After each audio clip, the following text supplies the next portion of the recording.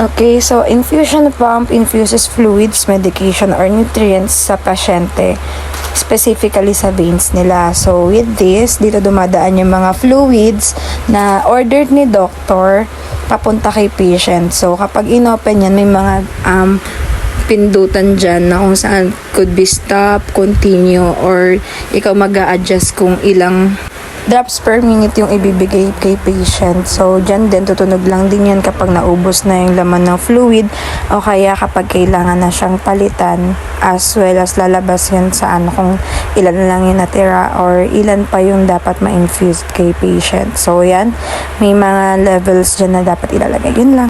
Next is the cardiac monitor. So, this is usually used sa mga patients sa ICU or sa ER or mga postpartum patient, post-op na patient para ma-monitor natin yung VS nila as well as the O2, yung ACG nila and such. So, as you can see sa monitor, may indicate mo dyan kung anong pangalan ng pasyente, kung kailan birthday niya, as well as the height or the weight ng pasyente. So, makikita natin dyan kung kailangan niya ba ng oxygen, kung mataas pa yung BP niya, kung mataas pa yung O2 sat niya. So, nilalagyan niya ng tinatawag na cardiac electrodes na nilalagay sa pasyente.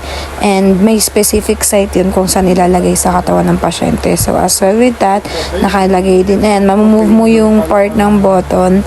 Nakalagay dyan kung mapapili mo kung anong name nila. Ililipat mo lang din, ipipindutin dyan. So, it is commonly available sa mga ICUs, hindi sa mga ward patients kasi dito kailangan sila i-monitor ng minuto almost sobrang critical ng lagay nila.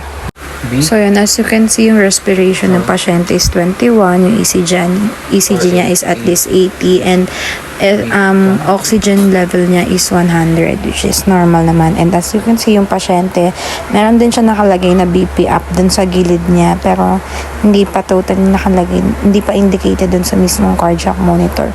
So, make sure na before you do this part, kailangan mo i-explain sa pasyente kung para saan to, and also provide privacy, lalo na sa mga female patients kasi kailangan nilang tanggalin yung damit nila para malagay yung cardiac electrodes.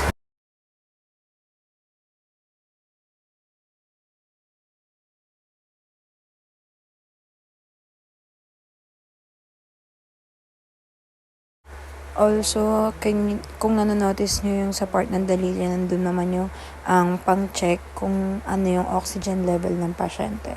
So, ayun, sa sobrang dami ng wires dyan na connected, kailangan siya lalo na sa mga critical na pasyente.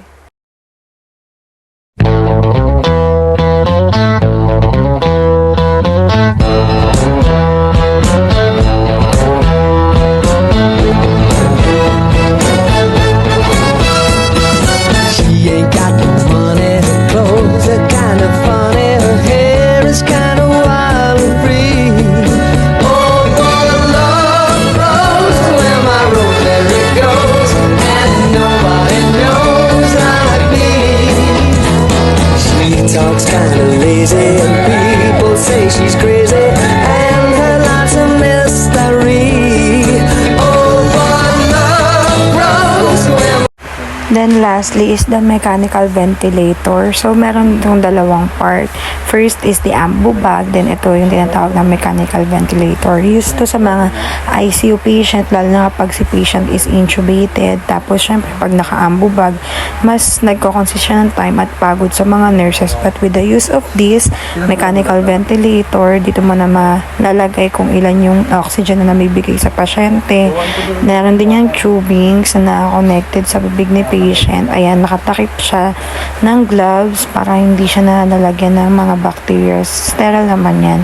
And also, ayan, meron din dyan katabi mga tank na kung saan yan, ang daming nakalagay, diba? Dyan nakalagay yung mga level, kung prep nila, kung may mga buttons dyan naka-connected sa tank para malalaman natin kung gaano kadami yung ina-administer nating oxygen sa pasyente. Say bye-bye. Thank you po. Bye-bye.